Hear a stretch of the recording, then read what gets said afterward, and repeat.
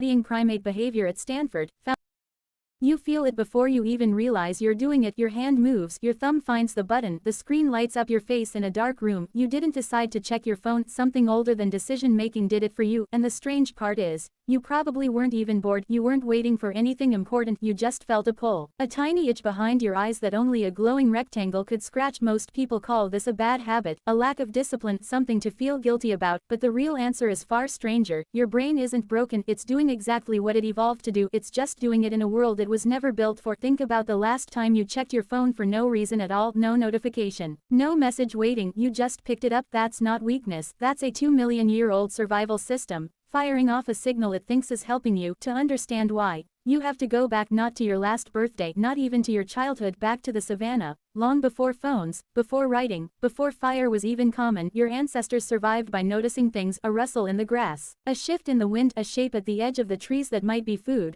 or might be something hunting them. The brain that noticed fastest lived longest, the brain that got bored and stopped scanning the horizon usually didn't get a second chance. So evolution built you a system for exactly one job: scan, detect anything new, reward yourself the instant you find it. That reward doesn't come from a chemical called happiness, it comes from a chemical called dopamine. Here's where people get it wrong: dopamine isn't the feeling of pleasure, it's the feeling of anticipation. Neuroscientist Robert Sapolsky, who spent decades studying primate behavior at Stanford, found something odd when he tracked dopamine in the brains of baboons. The biggest dopamine spike didn't happen when the baboon got the food, it happened right before, in the moment of uncertainty, when the animal didn't yet know if the reward was coming. Uncertainty is the trigger, not the reward itself. Now hold that thought, and look at your phone again. Every time you unlock it, you don't know what you'll find. Maybe a message, maybe nothing. Maybe a like, a comment, a headline that changes your whole day. Your brain doesn't crave the content, it craves the not knowing. This is called a variable reward, and it is, without exaggeration, the same mechanism that makes slot machines addictive. You pull the lever, sometimes you win, most times you don't, but the maybe is enough to keep your hand moving. Psychiatrist Anna Lemke,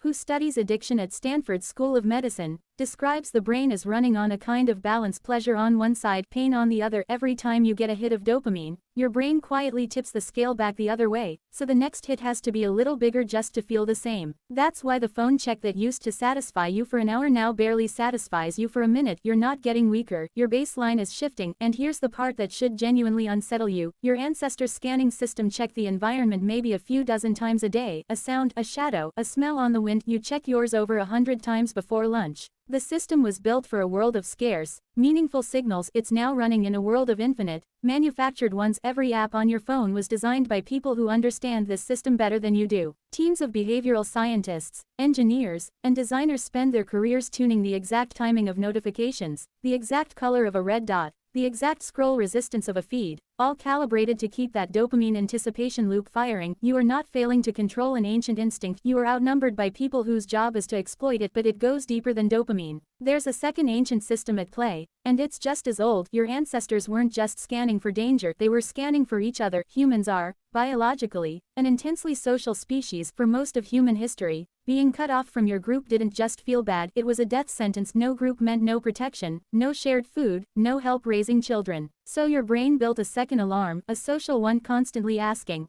am I still included? Do they still see me? Am I safe within the group? A widely cited study out of the University of Texas at Austin, led by researcher Adrian Ward, found that just having your phone nearby, even turned off, even face down, measurably reduced people's ability to concentrate. Not because the phone was doing anything, because part of the brain was quietly, constantly, allocating attention toward it, wondering, checking in. Every notification taps directly into that ancient social alarm. A message means someone thought of you, a like means the group still sees you, a silence means, somewhere in the oldest part of your brain, a small alarm that once meant exile. Of course you check, of course you can't fully look away. Two systems, both older than language, both firing at once. One says there might be something new, the other says you might be losing your place in the group. Neither system knows the difference between a real threat and a push notification about a sale. Your brain doesn't lie to you on purpose, it's just using a map drawn for a completely different world. Think about how strange this would look to your ancestors if you could show them a person sitting completely still, safe indoors, well-fed, in no danger at all, and yet their heart rate rises slightly every 90 seconds, their eyes dart down, their hand moves without instruction. To an ancestor, that behavior would look like vigilance.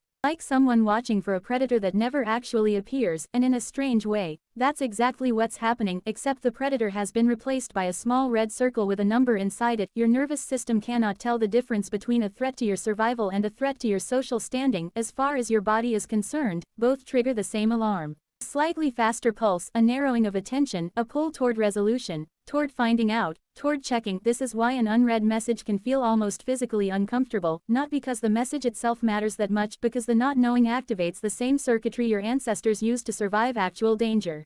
Researchers studying behavioral design call this the Zeigarnik effect, named after psychologist Bluma Zeigarnik, who discovered decades ago that unfinished tasks stick in memory far more persistently than completed ones. An open loop, your brain insists, needs to be closed. Every unread notification is an open loop, every red dot is a small, unfinished thought demanding closure. Multiply that by dozens of apps, all competing for the same sliver of attention, and you get a mind that never quite feels finished, never quite feels caught up, never quite feels at rest. This is not an accident of technology, it is the result of very careful design. Consider the pull to refresh gesture, now on nearly every app you use.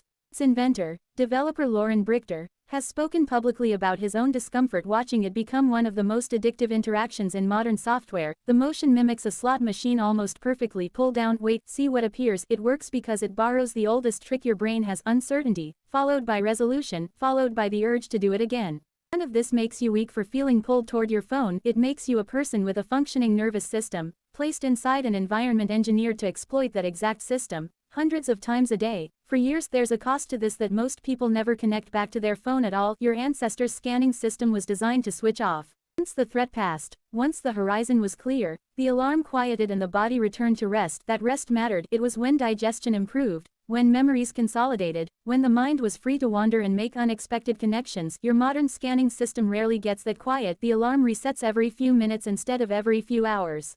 Horizon is never clear, because there's always another feed, another inbox, another red